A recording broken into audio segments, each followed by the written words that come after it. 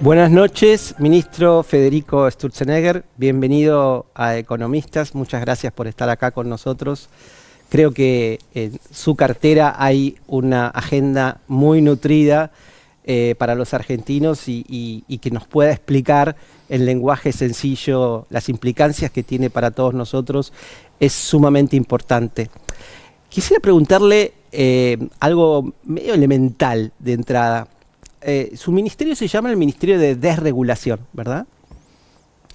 Pensaba estos días, hubiera sido bueno también ponerle Ministerio de la Productividad, porque en el fondo la desregulación, que mucha gente le da como una connotación o neutra o incluso a veces negativa, a lo que tiende a favorecer es a mejorar la productividad de los argentinos. ¿Me equivoco? No, bueno, antes que nada, muchas gracias por la invitación, un placer acompañarlos. Creo que es exactamente así.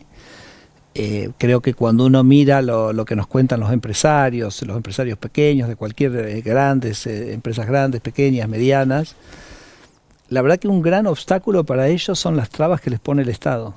O sea, muchas veces, sobre todo en las pymes, ¿no? En las pymes es como que no te hablan, tengo problema de encontrar mercado, no tengo problema en desarrollar un producto, mira, tengo todos estos trámites y todo este peso, ¿no?, que me impone el Estado en la actividad. Entonces, cuando vos decís voy a liberar eso, de alguna manera estás liberando la capacidad productiva de Argentina, ¿no? Yo el otro día saqué una editorial, decía Argentina es un país que se había prohibido crecer.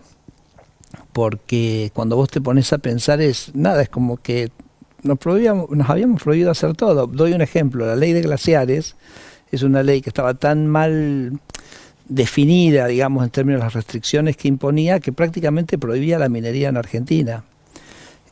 Vos, para que te des una idea, Chile exporta 60.000 millones de dólares de productos mineros por año. 10 veces lo que exportó. Claro, 10 veces, ahora se exportó 6.000, cuando Javier Milei llegó a la presidencia eran 3.000, o sea, ya se duplicó, pero todavía estamos a 1/10 de lo de Chile. Y yo les pregunto, y digo, nos tendríamos que preguntar todos, suponete que no hubieran sido 60.000, que hubieran sido 40.000 millones, ¿cómo habría lucido Argentina si durante los últimos 20 o 30 años hubiera tenido 40.000 millones de dólares más de exportaciones todos los años? O sea, ¿nos podemos imaginar eso? ¿Y no sería tan difícil de pensar lo que significó la restricción externa o la así llamada restricción externa? La inventada. Inventada. Yo digo la inventada restricción externa, porque si nosotros le hacíamos tan difícil la exportación, acá, vos, por ejemplo, un ejemplo que yo tengo que es absolutamente fascinante es el siguiente, está toda esta discusión, viste, de las compras por internet, etcétera, Shein, Temu, toda esta historia. Pues es que la exportación postal está prohibida. O sea, si alguien quisiera hacer un Temu argentino, no para podría. Vender afuera, no podría. No puede. Entonces digo, y eso al final lo encontramos, ahora lo vamos a estar eliminando esa restricción. Son esas cosas que es difícil encontrarlas porque ni siquiera te puedes imaginar que exista una cosa así, ¿no? Y esto de la restricción externa, ministro, que usted dice, bueno, ¿qué hubiese pasado si la minería hubiera arrancado 10 o 20 años antes y en lugar de 60 estaríamos en 30 o en 40, cómo luciría diferente Argentina? También podríamos hacer ese ejercicio con el agro, que es un sector que, a diferencia de la minería y a pesar de todas las trabas que le han puesto los últimos gobiernos a ese sector, que tal vez sea uno de los más competitivos que tiene la Argentina, le puso el pecho y exportó, pero podría hacerlo mucho más. 100%, déjame que haga un doble clic ahí, pero es impresionante porque, por ejemplo, nosotros, las provincias salmoneras prohibían la acuicultura, entonces Chile exporta, no sé, 6.000 millones de dólares de salmones y nosotros nos prohibimos la actividad, ¿no? O, por ejemplo, otro ejemplo que a mí me gusta mucho mencionar es que estaba prohibido la importación de bienes de capital usados. Que eso venía por un lobby de los productores de maquinaria agrícola. Entonces, ellos habían logrado imponer una prohibición general a la importación de bienes de capital usado. Entonces, nosotros liberamos esa restricción porque ¿cuál es el sentido de hacerle difícil comprar capital a un empresario? O sea, y tenemos cientos de mensajes que nos mandan diciendo, mira, compré esta máquina que nueva salía a 10, la conseguí usada a 2, 10 no podía, 2 puedo, he triplicado la producción. Y aclaremos que son máquinas, esto lo conozco bastante, de por ahí 3, 4 años de Exacto. antigüedad en Estados Exacto. Unidos que quedan casi nuevas, y que acá era impensable que el productor pudiera acceder al precio que vale una 0 kilómetros. Exacto. Entonces me parece que es como muy loco que nos hemos prohibido y el propio Estado, nosotros como Estado hemos dificultado la producción, ¿no? En el sector agrícola que vos mencionás es muy impresionante porque también ahí nos prohibimos. Hay una ley que nosotros ahora lo mandamos al Congreso, ya el otro día lo defendí en el Senado, que es la ley de la inviolabilidad de la propiedad privada, que básicamente cambia varias leyes, pero una de las que cambia puntualmente es la ley de tierras rurales.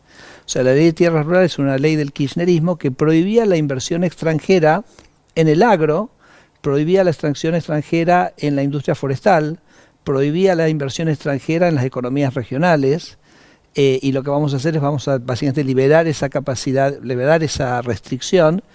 La Secretaría de Agricultura estima aproximadamente unas 15.000 millones de dólares de inversiones que vendrían, ¿no?, para economías regionales.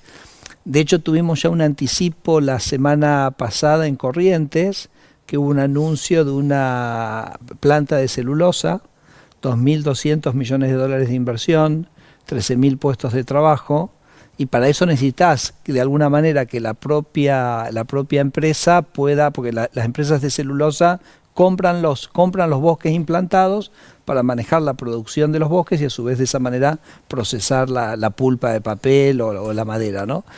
Entonces, digo, qué increíble, 12.000 millones, 15.000 millones de dólares de inversiones en riego, en la producción de los productos regionales, porque ahí vos necesitas meterle mucho capital por hectárea, ¿no? Vos necesitas infraestructura, riego, energía, etcétera. Bueno, ese capital lo habíamos absolutamente prohibido que viniera, y entonces nosotros nos sentimos como que estamos como sacando todas estas trabas que existían.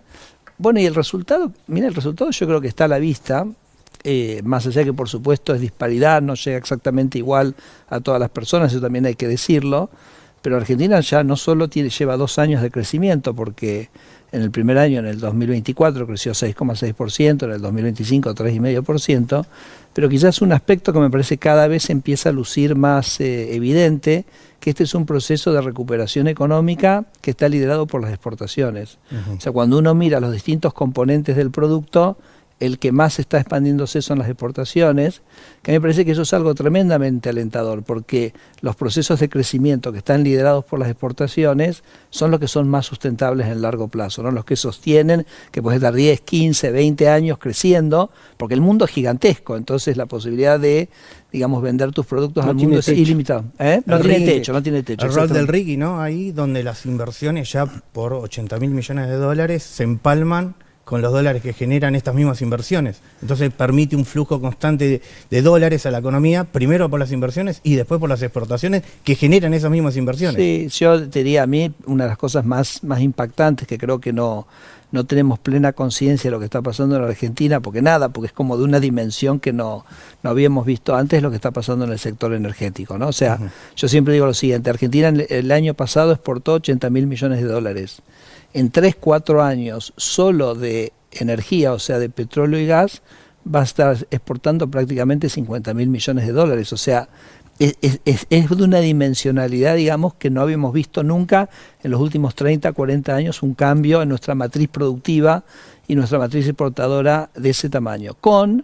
Que claro, a veces también te juega un poco el factor suerte, ¿no? Porque más allá de la desgracia que representa la guerra de Medio Oriente, ese era un lugar del mundo que era nuestro gran competidor en la provisión de gas. Porque pensá Europa, ¿no? Entonces Europa dice, tengo que comprar gas. Gas es un combustible relativamente limpio.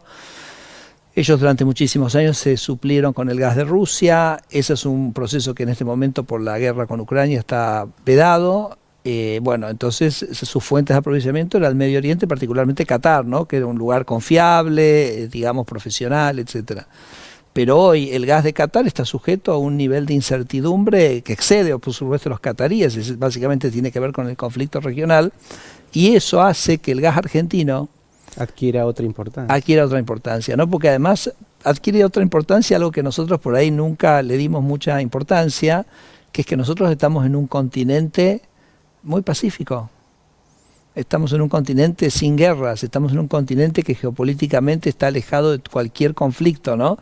Nunca como que le dimos mucha bola a eso, pero hoy eso empieza a tener un valor económico fundamental, porque si vos sos un europeo y decís, quiero abastecerme de gas por 30 años, quiero de una fuente confiable, quiero traerlo de una zona que no tiene conflicto, bueno, Argentina emerge como el lugar perfecto, digamos, para esa provisión, y eso tiene un valor económico, porque la gente va a estar dispuesto a pagar por esa seguridad, ¿no? Entonces, se nos dio una combinación de factores muy afortunados, que es tener un gobierno, porque ¿por qué ocurre la inversión? ¿Por qué hay entusiasmo en minería? ¿Por qué ese entusiasmo en minería se va, digamos, a trasladar, por ejemplo, a un entusiasmo a comprar el Belgrano Cargas, lo cual nos va a permitir rearmar la estructura logística del norte del país? Digamos, ¿por qué ahora una empresa dice, bueno, hago el puerto en Barranqueras para sacar la producción de granos del norte del país, no de Rosario, sino de Chaco? ¿Por qué se produce que la industria de hidrocarburos te dice, voy a invertir 80.000 millones de dólares en los próximos años en energía? Porque Argentina hoy está poniendo sobre la mesa algo que nunca puso, algo que nunca tuvo en los últimos 40 años, que es un gobierno y una sociedad que dice, voy a respetar el derecho de propiedad. Voy a respetar, si hay un contrato lo voy a respetar, porque claro, si vos vas a hacer minería, lo que más necesitas, el elemento más importante, además por supuesto de tener el mineral, que en el caso nuestro es obvio que está, porque si los chilenos exportan 60.000 y son las mismas montañas, obvio que está, es el derecho de propiedad, es decir, yo voy a invertir 10.000 millones de dólares y necesito estar seguro que a mí me van a respetar las reglas de juego, ¿no? Entonces yo creo que el presidente Milei, el superávit fiscal, el proyecto de desregulación y de libertad económica, todos alimentan la sensación de que este es un país que por primera vez va a empezar a cumplir con sus contratos y va a respetar los derechos de propiedad. Perdón, digo una cosita más. Si vos vas al gobierno de Alberto Fernández, y era un gobierno que militaba básicamente la reestructuración de la deuda y no cumplir con los contratos de la deuda, eso tiene un costo tremendo. Porque eso quiere decir que este es un país que no respeta los contratos, que no está dispuesto a si le conviene o no le conviene, o por lo que sea, o por ideología, va a romper un contrato.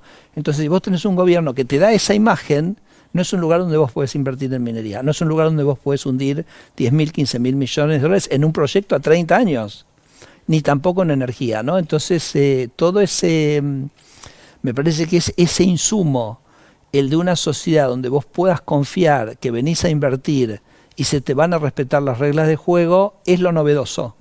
Yo ahí le agregaría algo, ministro. Te habla de la propiedad privada y le podría hacer como una expansión a ese rulo y hablar de la propiedad intelectual, porque acá hay algo muy novedoso en la Argentina, y se lo dice alguien que estuvo 40 años vinculado al mercado farmacéutico primero y al mercado agropecuario después. Y es que la Argentina siempre buscó la forma de evadir el respeto a la propiedad intelectual. Y uno podría decir, para la gente que nos está mirando, ¿qué significa esto, no? Yo lo que podría traducir, pero me gustaría su palabra, es postergación de inversiones durante años y años de muchas empresas que dicen, ¿por qué voy a invertir en investigación y desarrollo científico en la Argentina si no hay ninguna garantía de que yo pueda obtener un incentivo monetario de esa inversión? Te doy dos dimensiones de ese tema, porque la propiedad intelectual, si hablamos de la propiedad privada, y pensá que Javier Milei, cuando él hizo el Consejo de Mayo y digamos el Acuerdo de Mayo, ¿cuál era el primer punto? El respeto a la propiedad privada, ¿no? Entonces, digamos, fíjate que el presidente lo tiene, además el presidente dice, una sociedad se construye sobre la base de la propiedad privada, porque la propiedad privada es lo que permite, digamos, el acrecentamiento y la generación de tiene que ver con este concepto de la moral, ¿no? Como principio rector. Claro, porque él lo que dice es que los principios morales son el de la libertad y el respeto a la vida, ¿no? El respeto a la vida es que, digamos, que tenés libertad, pero no tenés la libertad para agredir a otro.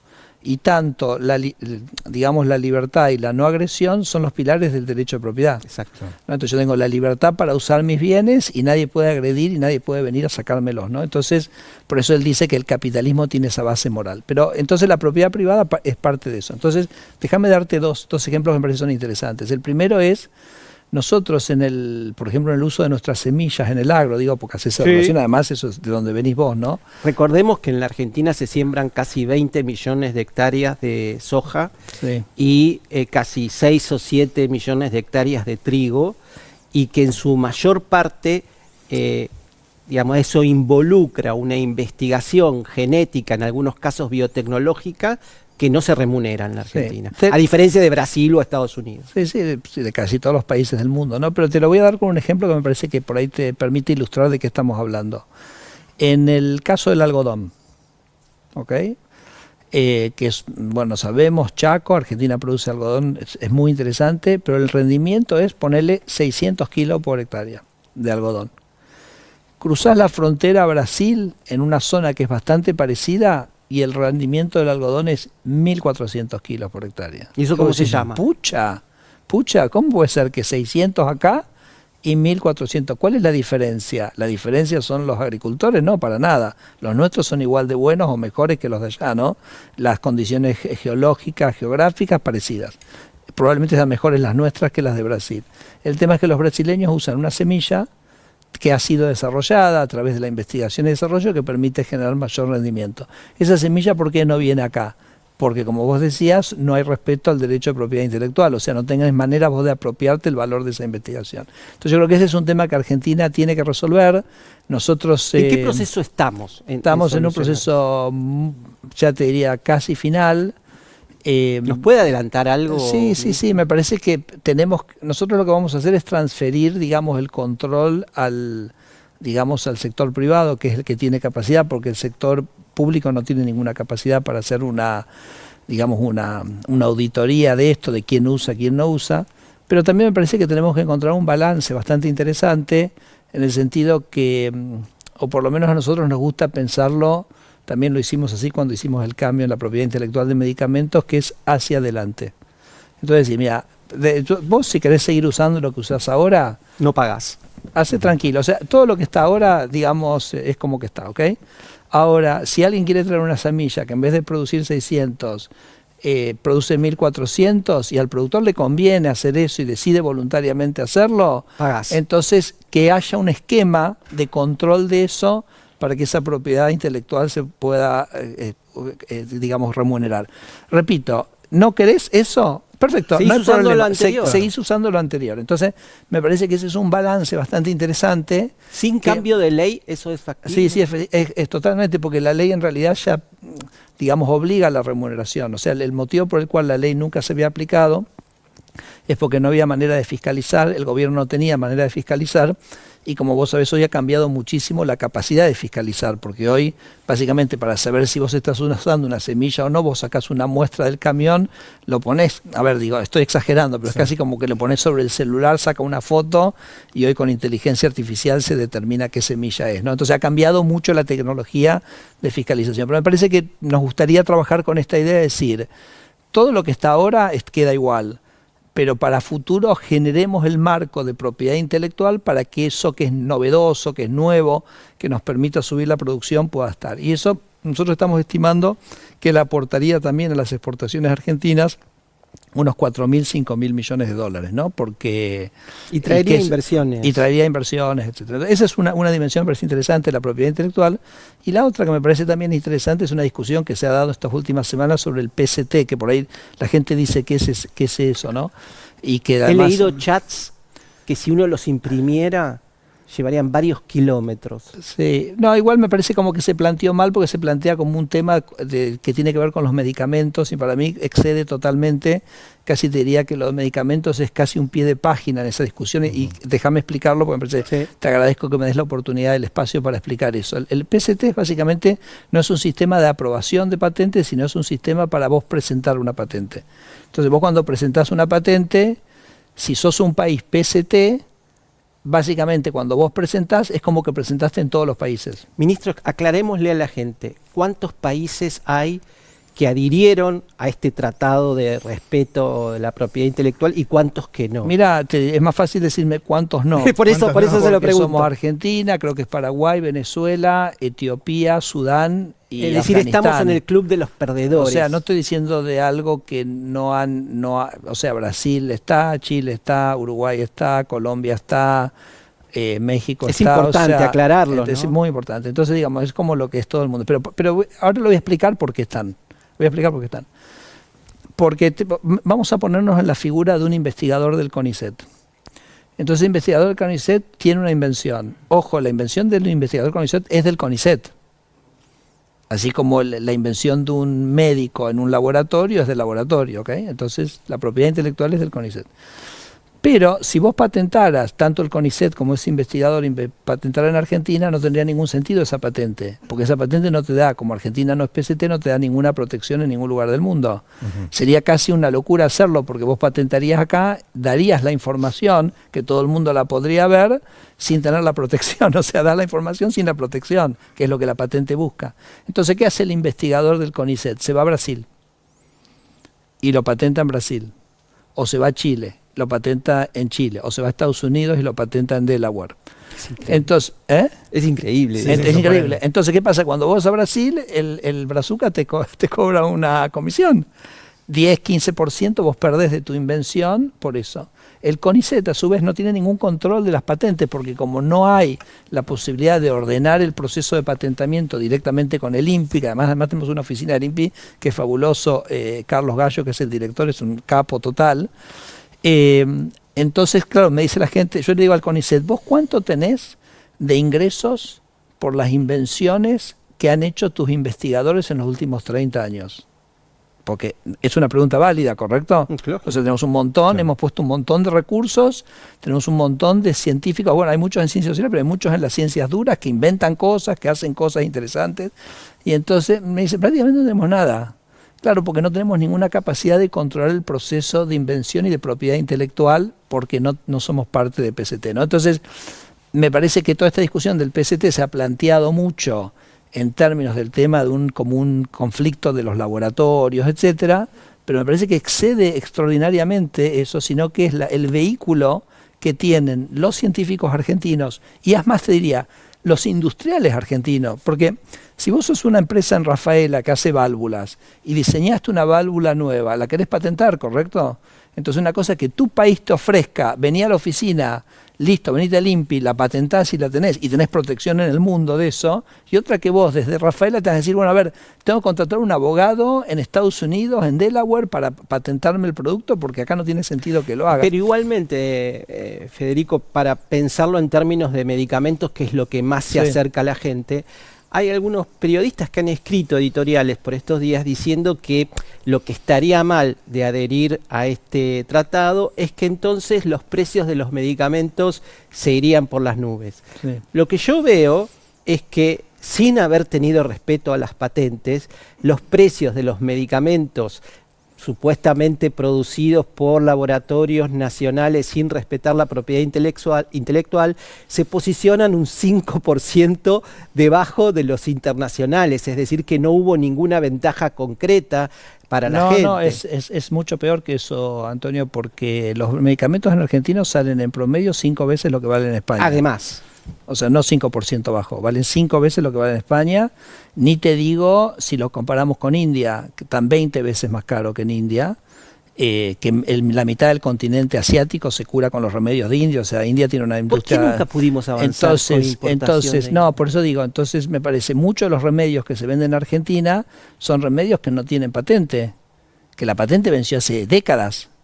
Que la amoxicilina, por decirte algo, es un producto que la patente vendió hace años. Entonces, nosotros estamos combinando una situación de no propiedad intelectual, pero al mismo tiempo con un mercado local que está bastante, digamos, trabado en sus posibilidades. Que la verdad que venimos trabajando desde el primer momento del gobierno para ir destrabando ese mercado, por ejemplo, el tema, por ejemplo, de que se pueda vender medicamentos online, entonces que vos puedas, digamos, tener, digamos, todo el listado de precios, que vos te aparezca en la pantalla y veas todos los precios, que puedas elegir el que es más barato, como para generar más competencia interna. ¿Qué traba? No, eso está ocurriendo, de a poco está ocurriendo.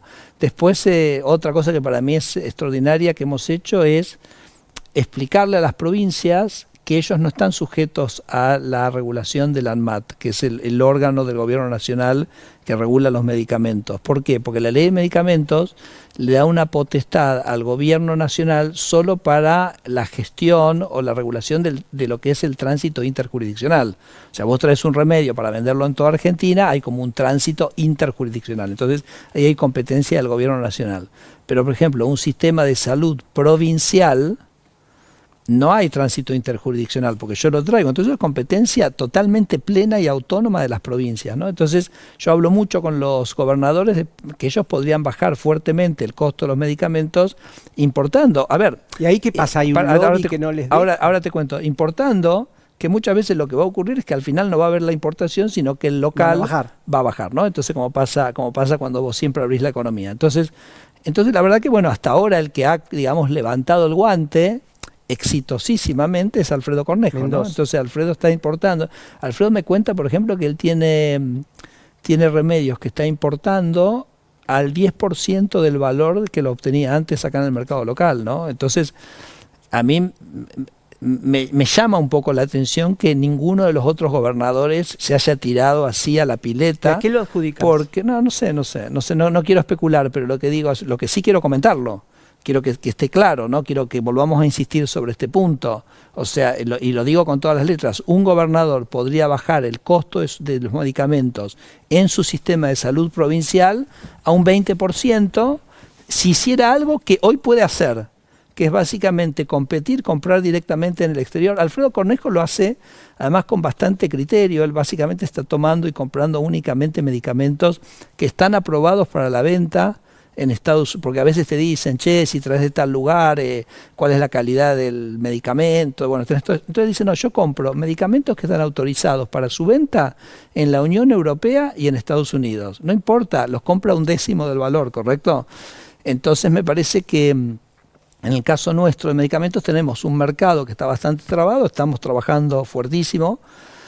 Para eso yo creo que hemos logrado, los precios de los medicamentos han bajado en términos reales en los últimos 2 años. Estás moviendo un avispero difícil. Pero me parece, digamos, se los comento de vuelta a los gobernadores, les los digo con todas las letras, ustedes podrían bajar el costo de los medicamentos de su sistema de salud a un 20% usando una herramienta que hoy tienen disponible. Y me parece que es importante que lo digamos porque la propia población también se los tiene que demandar, porque sabemos lo que son los costos de la salud y el acceso a los medicamentos. En el PAMI, ¿no? También lo podríamos hacer. Sí, se hizo en el pasado y bueno, ahí está toda esa discusión. El PAMI obviamente dice compra muy barato, porque ellos, claro, compran muchísimo volumen, etcétera, pero nada, me parece que es algo que sí, que todas las jurisdicciones tendrían que explorarlo. Finalmente, el respeto a las patentes permite aumentar la oferta, ¿no? La competencia, y por lo tanto con la competencia bajan los precios. Sí, y sobre todo me parece que si Argentina va a apostar a ser un país desarrollado,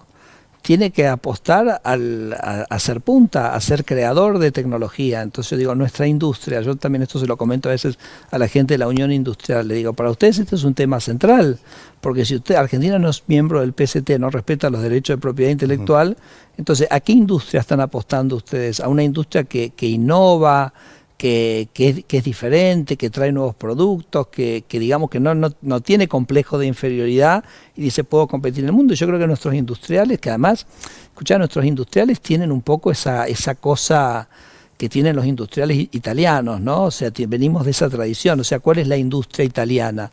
La industria italiana es una industria de empresas relativamente medianas, chicas, sí, pero de extraordinaria precisión quirúrgica en lo que hacen, ¿no? Se hacen insumos de altísima calidad, súper refinados, entonces yo creo que nosotros tenemos el potencial de replicar eso de una manera muy significativa. Ni te digo ahora que se ha hecho el Tratado de Libre Comercio con la Unión Europea, que nos permite a nosotros, que es otro gran cambio estructural que está viviendo la economía argentina, que también nos va a permitir incorporarnos a esa cadena de valor de una manera mucho más ágil.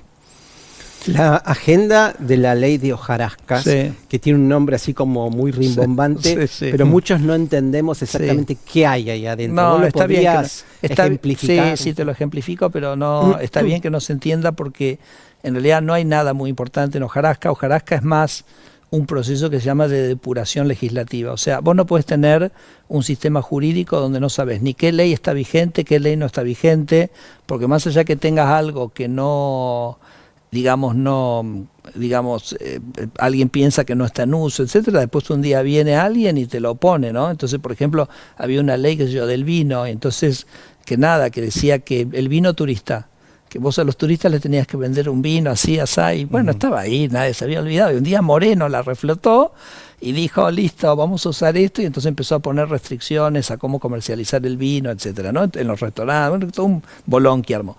Entonces me parece que es muy importante que nosotros empecemos un proceso de depuración del sistema legislativo, de decir, bueno, estas son las leyes que están vigentes, estas son las que no. El último esfuerzo que se hizo fue en el año 2014, en ese sentido que se emitió un digesto jurídico, así que tomalo. Después hay cosas como curiosas, ¿no? Por ejemplo, nosotros tenemos una ley que está motivada por el lobizón, eso lo sabías, por ejemplo. Bueno, entonces nada, hay cosas muy locas, pero nada muy importante ahí. Simplemente tomalo como un proceso. De hecho, ayer se dictaminó este proyecto en diputados y muchos diputados dijeron, bueno, se olvidaron esta, bueno, listo, entonces quizás haya una hojarasca 2, una hojarasca 3, pero tomalo como un proceso que la verdad que debiera ser una cosa continua del Congreso. De hecho, que es este proceso de depuración y de sacar aquellas leyes que nunca se reglamentaron, ¿para qué las tenemos? O sea, obviamente nos sirvieron, ¿no? Hay países o estados o jurisdicciones políticas que hacen algo mucho más drástico. Por ejemplo, no estoy proponiendo esto, pero lo doy como un ejemplo que es interesante. Por ejemplo, el estado de Texas tiene una ley que se llama la cláusula atardecer, Sunset Clause. Y básicamente dice que a los 2 años de emitir una ley, la ley cae. O sea, claro, automáticamente la ley cae. Entonces, a menos que el Congreso se exprese y diga explícitamente, proactivamente, esta ley la quiero mantener, ¿no? Entonces como que te cambia un poco, o sea, fuerza este proceso de revisión normativa, que me parece que todas las jurisdicciones lo debieran hacer. Bueno, eso es hojarasca, no es mucho más. Yo te quiero hacer una última pregunta de mi parte y seguramente tendrá alguna otra, Ramiro. En materia de agenda de regulación, no sé si es exactamente dentro de tu ministerio o no, vos me lo aclararás, pero lo que fue la reforma laboral me parece que fue un enorme paso hacia adelante en ese proceso para devolverle competitividad y flexibilidad al sector privado. Me pregunto si también entra dentro de la órbita del Ministerio de Desregulación una simplificación o un cambio impositivo, o eso no entra dentro de Te digo una cosa, la reforma laboral sí, creo que fue un paso muy importante. Tiene 2 dimensiones para mí la reforma laboral. Una es el funcionamiento propio del mercado de trabajo, que son los cambios que hicimos a la ley de contrato de trabajo. Tiene otra parte que para mí es todavía más importante, que es los cambios a la negociación colectiva. No tiene que ver tanto con la ley de contrato de trabajo, sino cómo se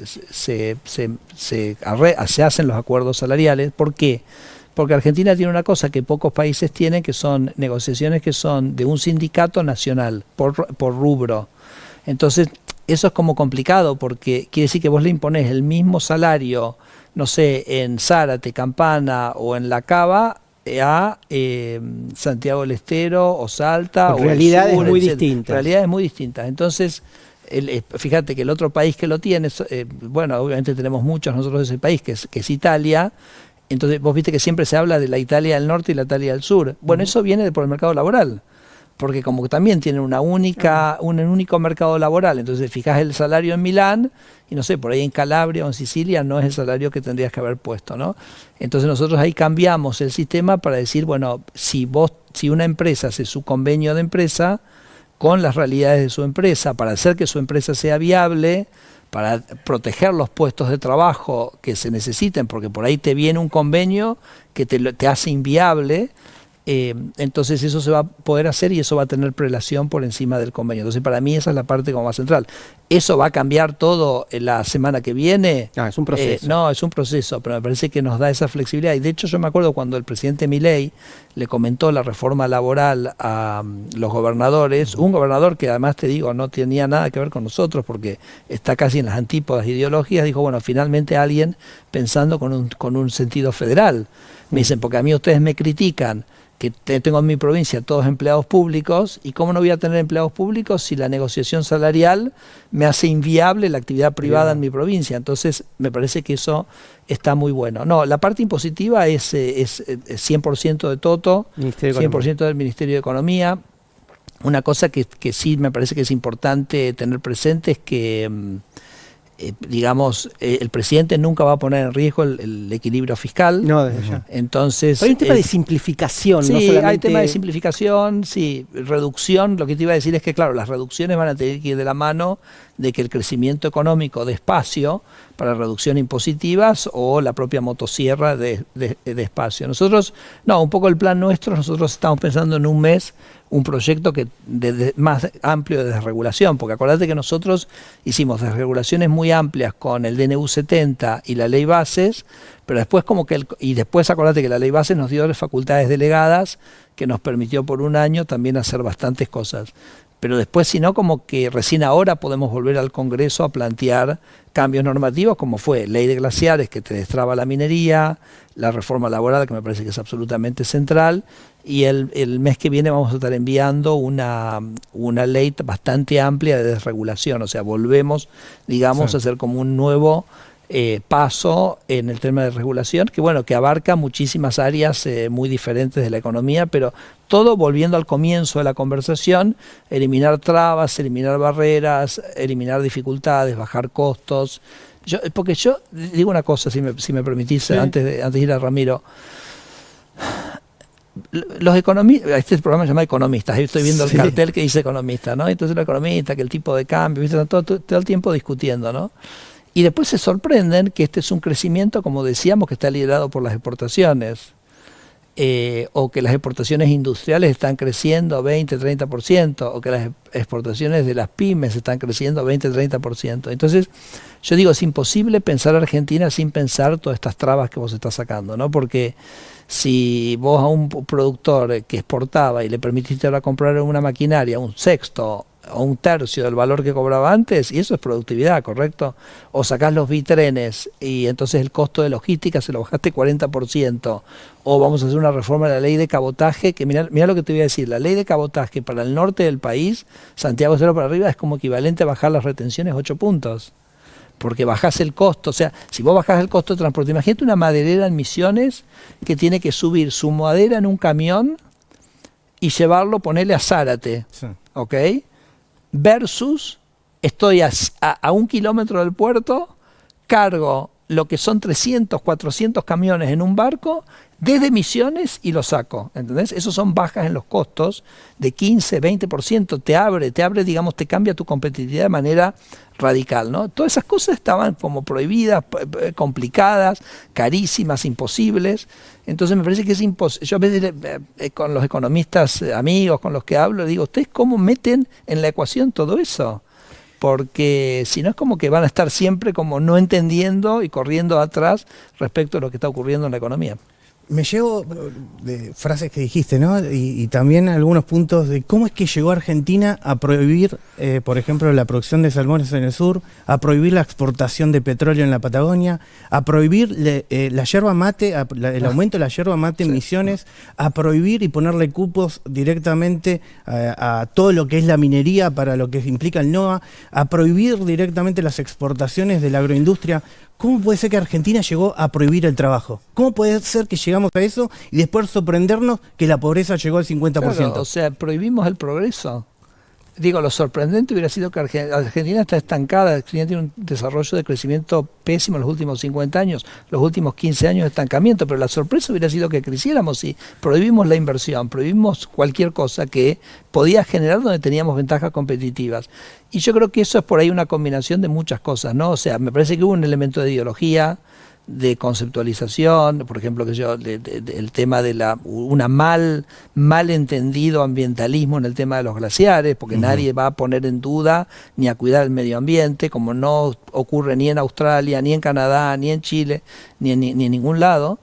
Creo que ha habido alguna ideología de esto de como no queremos el capital externo. Hemos tenido el tema de, digamos, el poco respeto a los derechos de propiedad, que también venía en algún momento de ideología o de intereses políticos o lo que fuere. Y después hay intereses, ¿no? Por ejemplo, si vamos Yo creo que el ejemplo de la yerba mate es un gran ejemplo porque estaba prohibido directamente aumentar la oferta de yerba mate en Misiones. Claro, no solo que evidentemente el espíritu de eso es nada más cuidarle el kiosco a alguien, punto. Claro, exacto, ¿no? Entonces nosotros, pero digo, es una historia interesante porque de alguna manera lo que nos dimos cuenta es que todo ese armado con el Instituto Nacional de la Yerba Mate, en realidad lo que hacía era para subir el precio, ¿no? Bajando, como vos decís, la oferta, digamos, coordinando el precio.